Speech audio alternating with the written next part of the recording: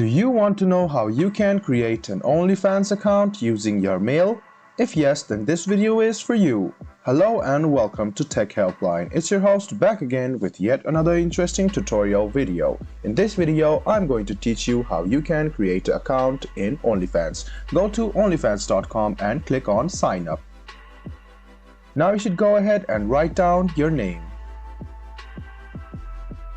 After that, write down the email and write down a password for yourself.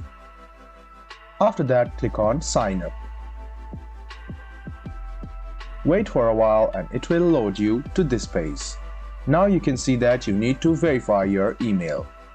So go ahead and click send confirmation. Wait for a while and go ahead and verify the mail. After you verify the mail, you should go ahead and reload the screen.